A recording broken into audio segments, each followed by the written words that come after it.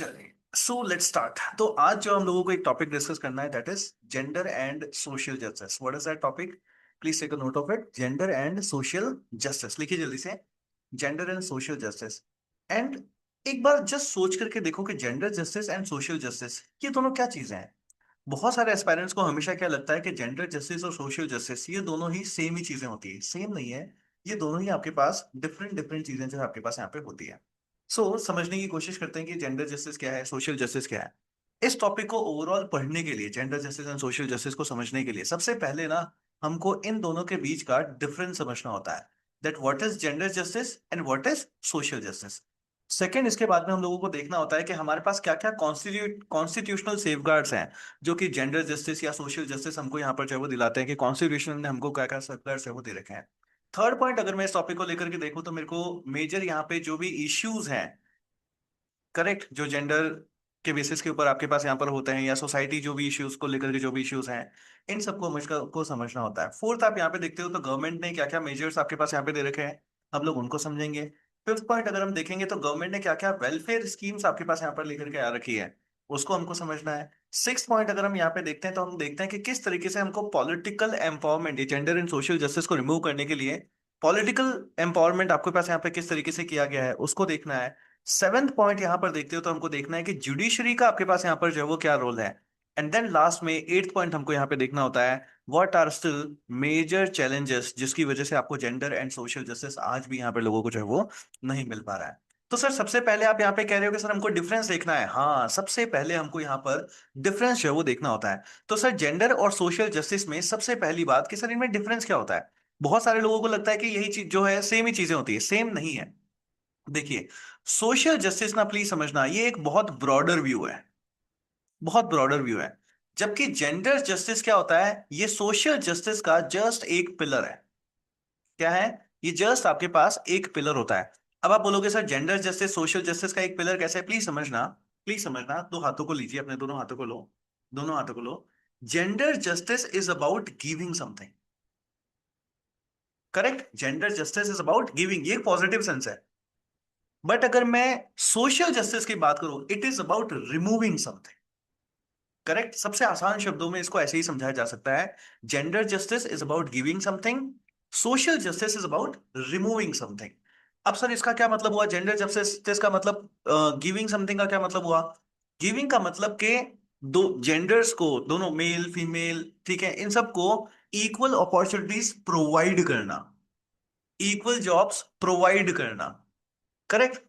ये सारी चीजें, इसको हम इसलिए हम लोग इसको क्या बोलते हैं कि it is about giving. It is about giving. कि जेंडर जस्टिस आपके पास क्या होता है? जेंडर जस्टिस आपके पास यहाँ पे, अगर प्लीज समझना ना, कीवर्ड समझो, ये कीवर्ड्स अगर आपको समझ में आ गए तो आपको पूरा आंसर समझ में आ जाएगा। जेंडर जस्टिस का मतलब होता है फेयर ट्रीटमेंट, फेयर ट्रीटमेंट। दूसरी चीज, इक्वल अपॉर्चुनिटीज प्रोवाइड करना, इक्वल अपॉर्चुनिटीज प्रोवाइड करना, इक्वल राइट्स प्रोवाइड करना, इक्वल डिग्निटी प्रोवाइड करना। अगर यहां पर सारी की सारी बातें कैसी है, यहां पर सारी की सारी बातें हैं प्रोवाइड करना है।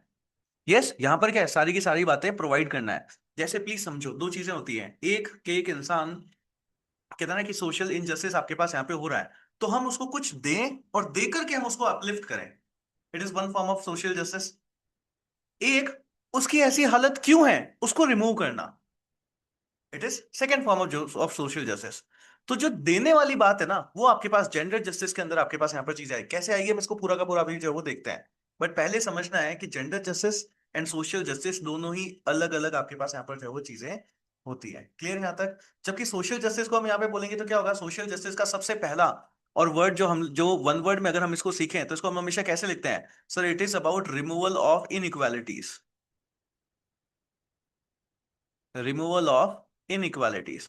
अब वो रिमूवल ऑफ इनइक्वालिटीज में कौन कौन सी इनइक्वालिटीज हो सकती हैं? कास्ट को लेकर के जो भी इनइक्वालिटीज हो वो आपके पास यहाँ पे हो सकती हैं। क्लास को लेकर के जो भी इनइक्वालिटीज हो वो आपके पास यहाँ पे हो सकती हैं। रिलीजन को लेकर के जो भी इनइक्वालिटीज हो वो आपके पास हो सकती हैं।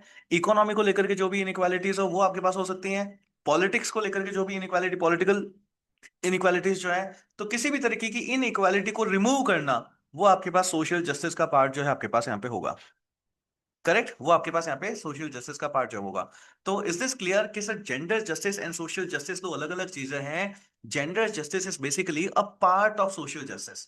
Yes, gender justice is basically आपके पास क्या होगा, एक पार्ट ऑफ सोशल जस्टिस जो है आपके पास यहाँ पे होगा। सो अगर मैं यहाँ पर आपको डेफिनेशन वाइज अगर मैं आपको यहाँ पे बताता हूँ gender justice and social justice किसको कहते हैं, तो जेंडर जस्टिस किसको बोलेंगे, it is fair treatment providing equal opportunities rights and dignity to for all the genders in social political economic and cultural space के सब जगह पे सारी चीजें इक्वल अपॉर्चुनिटीज और प्रोवाइड करना, इसको हम लोग यहाँ पे जेंडर जस्टिस बोलेंगे। जबकि सोशल जस्टिस क्या होगा, सर यहाँ पर ना इन इक्वालिटीज को रिमूव करने की बात करी जाती है। और वो इनइक्वालिटीज कौन कौन सी हो सकती है, वो कास्ट को लेकर के हो सकती है, क्लास को लेकर हो सकती है, जेंडर है, रिलीजन है, इन सबको लेकर के आपके पास यहाँ पे बात होती है। एंड इसीलिए हम क्या कहते हैं, इसलिए हम कहते हैं that gender justice therefore becomes an essential pillar of the social justice of India. Clear. तो जेंडर जस्टिस क्या है sir, gender justice basically it is an essential pillar of social justice in India. अब please समझना, इस line को लिखो और आगे कमेंट लिख दो, ये आपके यूपीएससी का एक क्वेश्चन बन गया। करेक्ट, ये आपके मेंस का एक क्वेश्चन बन गया। इस तरीके से आपके पास यहाँ पे क्वेश्चन जो है वो आता है। तो समझ सकते हैं what is gender justice sir, gender justice is a concept that promotes the full realisation of rights and opportunities for all the genders, for all the genders. It seeks to realise equality between men and women as well as between diverse gender identities in terms of rights, responsibilities and opportunities। इसको हम लोग यहाँ पे gender justice को जो है वो बोलते हैं। अब बात आती है कि सर ये जेंडर जस्टिस हमको यहाँ पे किस तरीके से जो है वो प्रोवाइड किया जाता है, ये हमको किस तरीके से जो है वो प्रोवाइड किया जाता है। तो सबसे पहले हम लोगों को ये समझना है there are so many constitutional safeguards जिसकी हेल्प से हमको सोशल एंड जेंडर जस्टिस जो है वो मिलता है। तो फर्स्ट लेट्स अंडरस्टैंड कि वो सेफगार्ड्स हमारे पास यहाँ पे कौन कौन से हैं। तो हम लोगों ने पॉलिटी के अंदर ना बहुत सारे आर्टिकल्स पढ़ रखे हैं, जैसे जैसे आर्टिकल नंबर 14 आपके पास है, ये क्या देता है, ये आपको देता है equality before law and equal protection of the law. फिर आर्टिकल 15 सब क्लॉज 1 आपके पास है, ये क्या करता है, it prohibits discrimination on the grounds of sex. फिर आपके पास आर्टिकल 15 सब क्लॉज 3 होता है, ये क्या करता है, it allows special provisions for the women and children. फिर आपके पास आर्टिकल 16 मिलता है, ये क्या करता है, ये आपको इक्वल अपॉर्चुनिटी प्रोवाइड करता है in public employment. Article 21 right to life and dignity. And इसी तरीके से फ्यूचर गवर्नमेंट्स के लिए भी हमारे कॉन्स्टिट्यूशन ने क्या बोल रखा है कि डायरेक्टिव प्रिंसिपल्स डीपीएसपी आपको यहाँ पे दे रखा है, which is article number 39 sub clause D आपको equal pay for equal work के लिए बोलता है। एंड आर्टिकल 42 आपको मेटर्निटी रिलीफ के लिए भी जो है आपके पास यहाँ पे देता है। एंड ऑब्वियसली उसके बाद फंडामेंटल ड्यूटीज भी है, जो भी कहता है कि हमको डेरोगेटरी टू वुमेन डिग्निटी है उन सबको क्या करना चाहिए, उन प्रैक्टिसेस को रिनाउंस जो है वो कर देना चाहिए। So these all are the constitutional frameworks जिसकी हेल्प से हमको जेंडर जस्टिस जो है यहाँ पर दिया जाता है। तो क्या सर इनको हमको हमारे आंसर में लिखना है, पहला पॉइंट ही आपके पास यहाँ पर यही होना चाहिए। यस, आपके आंसर में पहला पॉइंट ही आपके पास हमेशा यही जो है वो होना चाहिए। अब उसके बाद मेन चीज देखी जाती है कि सर ठीक है आपने जस्टिस वाली ये सारी बातें कर तो दी, मगर जस्टिस तो तब है ना होगा ना जब पहले इनजस्टिस क्यों है ऐसा पता चले। Yes, so what are the causes, सबसे पहले कि जेंडर के साथ में यहां पर सबसे बड़े इश्यूज हमारे पास यहां पर जो है वो क्या है। तो मेजर जेंडर इश्यूज क्या है सर, सबसे पहला जेंडर इश्यूज तो है वो आपके पास है हमारी सोशल स्ट्रक्चर का कैसा होना, पेट्राइकल हमारे पास यहाँ पे। आज भी अगर हम हमारी सोसाइटी को देखते हैं तो वो कैसी होती है, वो सर मेल डोमिनेंस आपके पास होती है। जितने भी डिसीजंस आपके पास यहाँ पे लिए जाते हैं उन सब में सर, उन सब में मेल का बहुत बड़ा रोल आपके पास यहाँ पे होता है। यस, उन सब में आपको बहुत बड़ा मेल का रोल होता है। आज जब कभी भी आप देखते हो कि सर शादी के बाद में पहला बच्चा, हाँ सर बेटा हो जाए तो ज्यादा अच्छा होगा, और उस बेटे के इंतजार में एक दो तीन चार पांच पता नहीं कितनी बेटियों को जो वो जन्म देते रहते हैं। सर जन्म नहीं देते हैं, वो बेसिकली उनको मारते भी रहते हैं। करेक्ट, एबॉर्शन करा करके उनको मारते, भ्रूण हत्या जिसको बोलते हैं, वो चीज भी आपके पास यहाँ पर जो है वो बहुत ज्यादा होती रहती है। फिर आप देखते हो तो वुमेन्स की मोबिलिटी एंड चॉइसेस के ऊपर आपके पास बहुत ज्यादा रेस्ट्रिक्शन है, बेटा 8 बजे बाद घर से बाहर मत निकल जाना। यस, ये भी क्या है, ये है आपके पास एक जेंडर जस्टिस। आपके भाई को तो कभी नहीं बोला गया कि रात को 8 बजे के बाद जो है वो घर से बाहर नहीं निकलना है। यस और no, yes, isn't, don't you feel को कि हाँ सर ये भी हमारे घर में एक तरीके का जेंडर इनजस्टिस है। भैया रात को 12 बजे तक घर पे आते हैं, कोई दिक्कत नहीं है, बट आपको शाम को 7 बजे तक कैसे भी करके घर पे आ जाना है। यस और नो, यस, कितने लोगों के साथ में ये सारी चीजें होती हैं। यस, ऑल द गर्ल्स होता है, हाँ जी बिल्कुल होता है। तो ये सारी चीजें आपको यहाँ पर जो है वो देखने को मिलती हैं। फिर आप देखते हो कि यहाँ पर जेंडर बेस्ड वायलेंस भी होती है, डोमेस्टिक वायलेंस है, सेक्सुअल हेरेसमेंट आपके पास यहाँ पे हो रहा है, रेप्स आपके पास हो रहे हैं। सर ये छोड़ो, मैरिटल रेप्स भी हो रहे हैं। सर मैं आपको एक खास बात बताऊं कि इसमें आजकल थोड़ा बहुत उल्टा भी हो गया है। आजकल ना कुकर में आदमी भी पैक होकर के मिलने लगे हैं, बेटा वो एक बात अलग है। बट मेजोरिटी के ऊपर अगर यहाँ पे चीजें देखी जाए तो domestic violence, sexual harassment, rapes, honour killings, human trafficking, cyber harassment, ये सारी की सारी चीजें आपको किसके साथ देखने को मिल रही है? वुमेन्स के साथ में, गर्ल्स के साथ में, ये सारे के सारे इश्यूज आपको यहाँ पे देखने को जो है वो मिल रहे हैं। उसके बाद आप यहाँ पे देखते हो तो मेजर कॉज यहाँ पे देखने का मिलता है इक्वल इकोनॉमिक इनइक्वालिटी। कि सर आपने ना काम तो सेम टाइम के लिए करा लिया, मगर सैलरी ना आपने सही इक्वल जो है वो आपके पास यहाँ पे नहीं दी।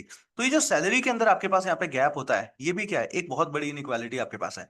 लो female labour force participation, labour force के अंदर फीमेल्स को यहाँ पे पार्टिसिपेशन नहीं मिलता। फिर आप देखते हो वेजेस के अंदर बहुत बड़ा गैप है। अनपेड केयर वर्क बर्डन आपके पास यहाँ पे है कि भैया आप तो जाकर के बच्चे की जैसे आपको केयर करनी है, ये अनपेड वर्क है। घर पे आप इतना सारा काम करते हो, उसका आपको कोई पेमेंट मिलता है क्या? से नहीं सर, नहीं मिलता। Then limited property ownership, sir limited property ownership कैसे? बेटा पापा की प्रॉपर्टी, पूरी प्रॉपर्टी बेटा को ही मिलती है। सर बेटी को भी मिलती है, बेटी को मिलती तो है, मगर बेटी लेती कहाँ है? आज भी बहुत सारी, कई सारे औरतों को तो आज उनके राइट्स आपको पता ही नहीं है कि आपका भी प्रॉपर्टी के अंदर इनहेरिटेंस में आपका राइट होता है। एंड जिनको पता भी होता है वो उसको क्या कर देता है? छोड़ देते हैं कि नहीं नहीं हमें नहीं लेना। Correct, which is a good thing, वो ठीक है, वो आपकी फैमिली टर्म्स जो जैसे भी होती है, बट प्लीज ध्यान रखना ये चीज भी आपके पास यहाँ पर है। देन एजुकेशनल इनइक्वालिटी आपके पास यहाँ पे है। एजुकेशनल इनइक्वालिटी में एक बहुत बड़ी प्रॉब्लम आपको ये चीज बतानी है कि सर चलो ठीक है, आपने ना बहुत सारे एफर्ट्स देकर के स्कूल में एडमिशन तो बच्चों का करा दिया, बट मेजर प्रॉब्लम क्या है? कि सर 10th पास होने के बाद में जब स्कूल घर के पास में नहीं होता ना, तो फीमेल्स की, लड़कियों का स्कूल ड्रॉप आउट रेट एक बहुत बड़ी प्रॉब्लम है। अंडरस्टूड? क्या चीज बहुत बड़ी प्रॉब्लम है? School drop out rate, please take a note of it. School drop out rate ये एजुकेशन में बहुत बड़ी प्रॉब्लम है। करेक्ट, लोग एनरोलमेंट की ही बात करते हैं, एनरोलमेंट नहीं, एनरोलमेंट के बाद में ड्रॉप आउट, एनरोल करा लिया बट उसके बाद में आप देखते हो तो स्कूल तो है ही नहीं वो। ड्रॉप आउट रेट आपके पास यहाँ पे एक बहुत बड़ी इश्यू जो है आपके पास यहाँ पे होता है, देखा सबने? Good one, good one, good one. तो ये सारे इश्यूज जो है आपको यहाँ पे बताना था। उसके बाद में आप सब देखते हो तो स्कूल ड्रॉप आउट रेट आपके पास बहुत ज्यादा है। अर्ली मैरिजेस आपके पास यहाँ पे हो रही है। सैनिटेशन फैसिलिटीज आपके पास यहाँ पे नहीं है, जिसकी वजह से जब मेंस्ट्रुएशन साइकिल होता है उस टाइम में आप स्कूल नहीं जा सकते, बच्चे कॉलेजेस नहीं जा सकते, ये सारी प्रॉब्लम्स आपको यहाँ पे देखने को मिलती है।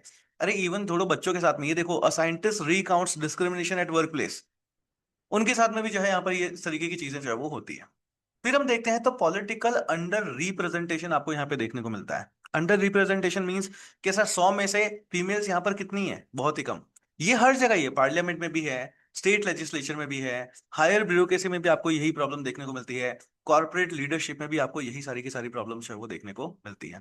फिर हम देखते हैं तो इंटरसेक्शनल डिस्क्रिमिनेशन भी बहुत ज्यादा है। जैसे जैसे अगर देखें कि मार्जिनलाइज ग्रुप की जो औरतें आपके पास होती है वो और भी ज्यादा डिसएडवांटेज है। करेक्ट।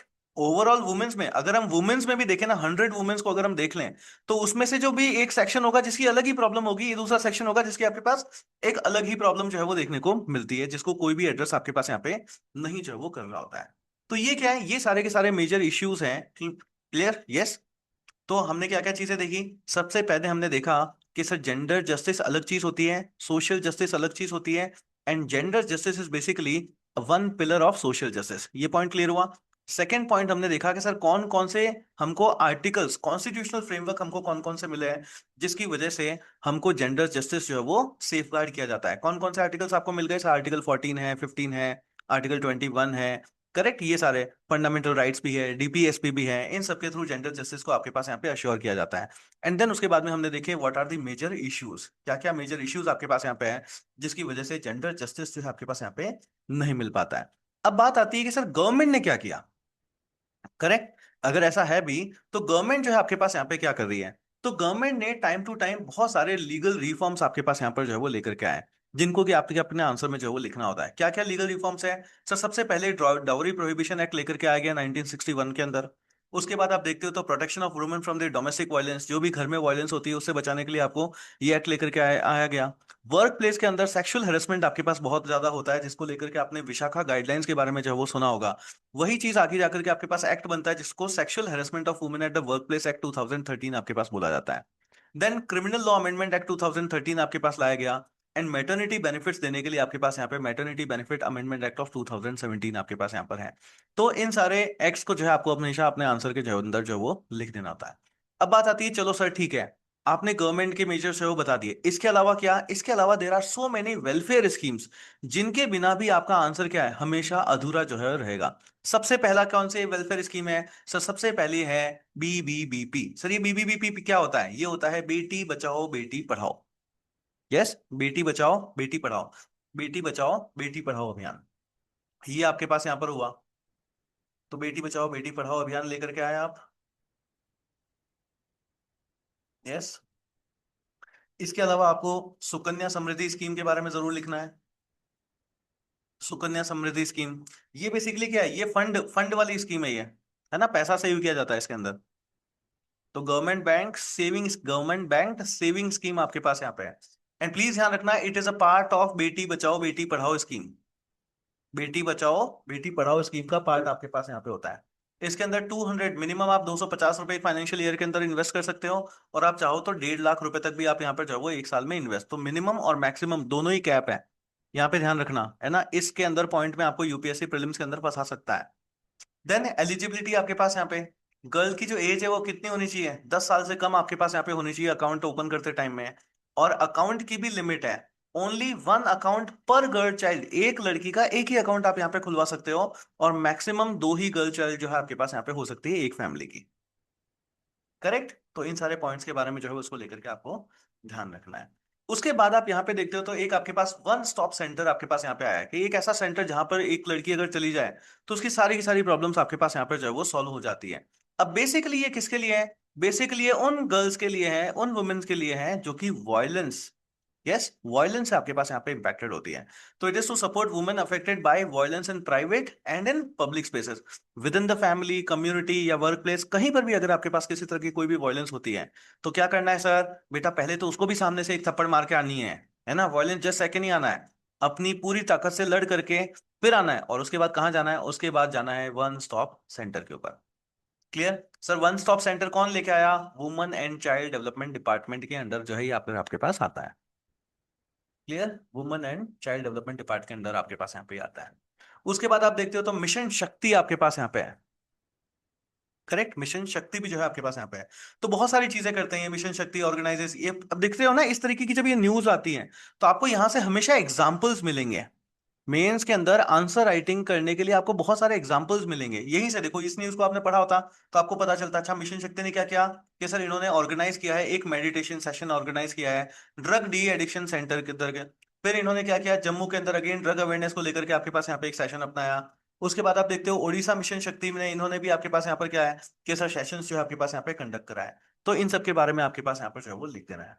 नेक्स्ट आपके पास आता है सर पॉलिटिकली कैसे एम्पावरमेंट किया गया। तो पॉलिटिकली अगर आप देखते हो तो पंचायती राज इंस्टीट्यूशंस जो हैं उसके अंदर फीमेल को आपके पास 33% का रिजर्वेशन आपके पास यहाँ पे दिया गया। एंड उसके बाद देखते हो तो नारी शक्ति वंदन अभियान, वुमेन रिजर्वेशन बिल भी आपके पास यहाँ पर जो है वो लाया गया। एंड हाल ही में आप देखते ही हो कि सर पार्लियामेंट के अंदर भी वुमेन रिजर्वेशन को लाने की बात करी गई थी, बट ठीक है वो बिल वहां पर पास नहीं हो पाया, किसी तरीके से एक्ट जो है आपके पास यहाँ पे नहीं बन पाया। बट ऑब्वियसली फ्यूचर में जो है वो जरूर आ ही जाएगा, हमको हमारी गवर्नमेंट के ऊपर क्या है विश्वास जो है हुआ है। नेक्स्ट हमको देखना होता है कि sir what is role of judiciary. Correct, यहां तक समझ आया सभी को आंसर? यस और नो? सही yes in the chat box, सभी इन द चैट बॉक्स जिस इसको समझ में आ गया type me in the chat box. यहां तक क्लियर है सभी? सो Ishita, Soni, Avni Joshi, Samiksha, Ishani Raj, Rahul Singh, everyone clear? Good one good one good one guys, good one good one. Next देखो हमको समझना है कि sir role of judiciary, judiciary का क्या रोल रहा है? कोई बता सकता है जुडिशरी? देखो जुडिशरी अभी हमने कुछ दिनों पहले पढ़ा था, जुडिशरी कैसे आगे होकर के आपके पास यहाँ पर जो है वो चीजें करेगी। कैसे करेगी? पीआईएल के थ्रू कर सकती है, जुडिशियल एक्टिविज्म के थ्रू कर सकती हैं, अगर गवर्नमेंट कोई पॉलिसी ला रही है तो जुडिशियल रिव्यू के थ्रू भी आपके पास यहाँ पे कर सकती हैं। तो इनमें ना कुछ एक केसेस वगैरह हैं जो आपको हमेशा ध्यान रखना है, जो कि जुडिशरी को लेकर के आपको हमेशा आंसर में लिखते हैं। जैसे कि ट्रिपल तलाक का केस वुमेन एम्पावरमेंट के लिए है कि नहीं है? विशाखा गाइडलाइंस वुमेन एम्पावरमेंट के लिए है कि नहीं है? करेक्ट। तो इस तरीके से जुडिशरी का भी रोल आपके पास यहाँ पर जो हो रहा है। तो जुडिशरी ने क्या किया सर? जुडिशरी ने पीआईएल के थ्रू, जुडिशियल एक्टिविज्म के थ्रू, जुडिशियल रिव्यूज के थ्रू, इस तरीके से ना वो क्या है वो अपने यहाँ से बहुत सारे एक्ट्स आपके पास यहाँ पे लेकर के आए। तो जिसमें उन्होंने क्या किया, Vishakha guidelines on the work place harassment. अब प्लीज ध्यान रखना, विशाखा गाइडलाइंस कई बार एग्जाम में पूछी जाती है कि ये किससे रिलेटेड है। तो ये किससे रिलेटेड है? ये वर्क प्लेस हैरेसमेंट से रिलेटेड आपके पास यहाँ पे होता है। फिर ट्रिपल तलाक डिक्लेयर्ड अनकॉन्स्टिट्यूशनल, ये चीज आपके पास करी गई। फिर इन्होंने ने प्राइवेसी को एंड डिग्निटी राइट को रिकॉग्नाइज आपके पास यहाँ पे किया, and then it decriminalisation of homosexuality in the judgement. तो इस तरीके की चीजें आप यहाँ पे देखते हो, तो जिसके थ्रू इन्होंने क्या किया है, सो इन्होंने जेंडर जस्टिस को जो है वो प्रमोट करने की कोशिश करी है। करेक्ट, इन्होंने जेंडर जस्टिस को प्रमोट करने की आपके पास यहाँ पे क्वेश्चन करी। क्लियर? तो आप देखते हो ना, इस तरीके की हेडलाइंस पहले आपको देखने को मिलती थी, you gave birth to daughter, कि तुमने एक बेटी को जन्म दिया, जाओ तलाक तलाक तलाक करके उसको तलाक दे दिया गया। तो इसीलिए आप देखते हो कि सर ट्रिपल तलाक जैसे इस तरीके की चीजों को अनकॉन्स्टिट्यूशनल जो है आपके पास यहाँ पे किया गया। अंडरस्टूड? क्लियर यहाँ तक? यस। सो अगर हम यहाँ पे देखें तो हमने क्या क्या चीजें देखी। सर सबसे पहले if we do a quick recap, तो हमने क्या क्या देखा। सर सबसे पहले हमने देखा कि जेंडर जस्टिस अलग चीज होती है एंड सोशल जस्टिस अलग चीज होती है। Gender justice is basically one pillar. कैसा है? एक पिलर है सोशल जस्टिस का। सोशल जस्टिस के अंदर क्या है सर? सोशल जस्टिस के अंदर जो इनइक्वालिटीज हैं, उन इनइक्वालिटीज को रिमूव करने की बात करी गई है। किसको रिमूव करने की बात करी गई है? जबकि जेंडर जस्टिस में क्या है सर? यहां पर इक्वालिटी प्रोवाइड करने की बात करी गई है। यस, यहाँ पर इक्वालिटी प्रोवाइड करने की बात आपके पास करी गई है। उसके बाद हमने क्या देखा सर? उसके बाद हमने कॉन्स्टिट्यूशनल नॉर्म्स देखे। कॉन्स्टिट्यूशन हमको कैसे, उसमें बेसिकली हमको आर्टिकल 14, आर्टिकल 15, देन आपके पास यहाँ पर क्या देखा था इसके बाद हमने, सॉरी, दैट्स कॉल डीपीएसपी की बात आपको यहाँ पर जरूर करनी है। करेक्ट, ये सारी बातें। एंड एक और क्या था, फंडामेंटल ड्यूटीज के बारे में, कि सर फंडामेंटल ड्यूटी भी है कि हमको जो भी वुमेन के साथ में हैरेसमेंट हो रहा है, ऐसी तरीके की प्रैक्टिसेस को हमको रिनाउंस है वो कर देना चाहिए। उसके बाद में हमने देखे what are the major issues. Correct, आप में से कितने लोग हैं जो कि इश्यूज को अभी कमेंट बॉक्स में लिख सकते हैं? Just type in the comment box what are the major issues. जिसमें से पहला मैं बता देता हूं, पेट्रार्कल सोसाइटी। जल्दी से इश्यूज लिखिए, जल्दी से कमेंट बॉक्स में। What were the major 5 issues? What were the major 5 issues? लिखिए जल्दी से, what were the major 5 issues?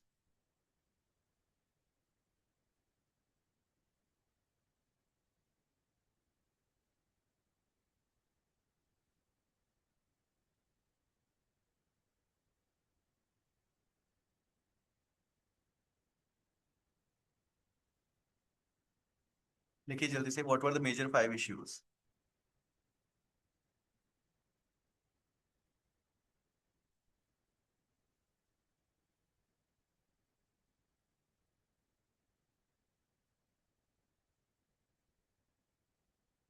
लिख सकते हैं, नहीं लिख सकते हैं? What was the first? अरे कहाँ गया, सॉरी सॉरी सॉरी। हम्म पहला इश्यू क्या था आपके पास? अगर हम यहाँ पे लिखें, what was the first issue? Sir पहला इश्यू हमारे पास यहाँ पे आता है patriarchal society. Patriarchal society. Second issue आपके पास आता है gender based violence. Third issue हमने देखा यहाँ पे इकोनॉमिक इनइक्वालिटी के बारे में। Economic inequality. फोर्थ उसके बाद यहाँ पे देखते हैं हम लोग एजुकेशनल इनइक्वालिटी।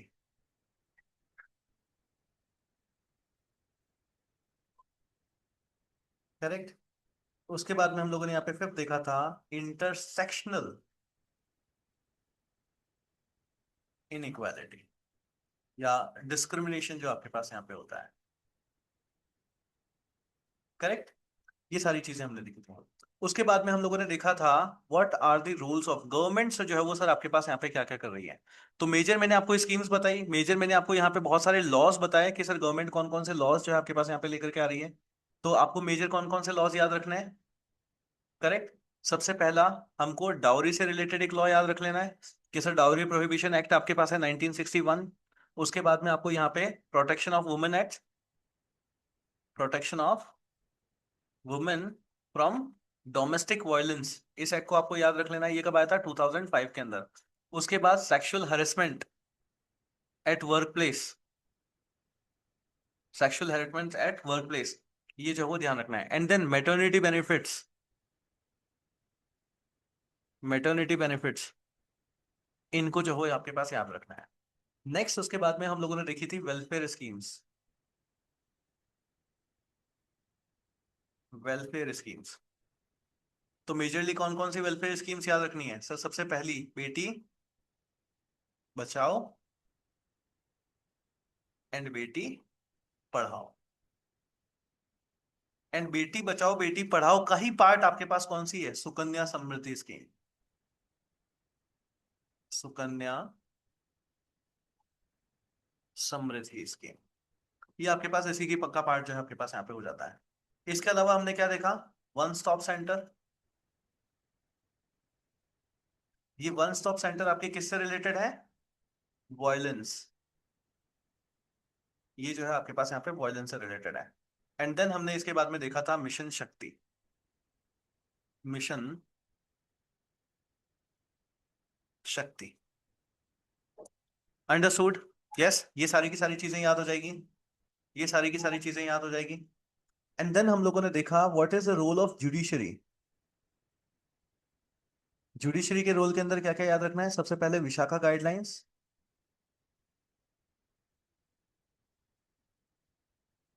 विशाखा गाइडलाइंस किससे रिलेटेड है?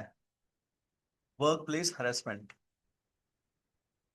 वर्क प्लेस हैरेसमेंट से जो है वो रिलेटेड आपके पास होगी। उसके बाद आप यहाँ पे देखते हो तो ट्रिपल तलाक। करेक्ट। तो ये दो तो चीजें जो है एटलीस्ट आपको यहाँ पे याद रखनी ही रखनी है। अब बात आती है कि सर इतना सब कुछ अगर है तो उसके बाद तो जेंडर जस्टिस सब तो ठीक हो जाना चाहिए था। करेक्ट, तब तो फिर जेंडर जस्टिस ठीक हो जाना चाहिए था, जस्टिस मिल जाना चाहिए था। देखो मिला है, but still there is always a scope of improvement. Correct, ये है। एंड अभी भी क्या है, जेंडर जस्टिस को हर तरीके से देने में बहुत सारे चैलेंजेस हैं।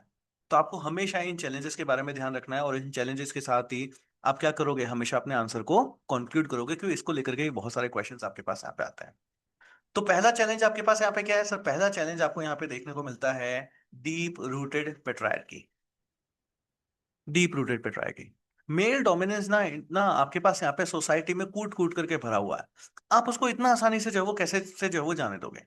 सेकंड आपके पास आता है poor implementation of the laws. Third आपके पास यहाँ पे आता है low awareness of the rights. Females को, लड़कियों को, वुमेन को अपने राइट्स के बारे में अवेयरनेस ही नहीं है। करेक्ट।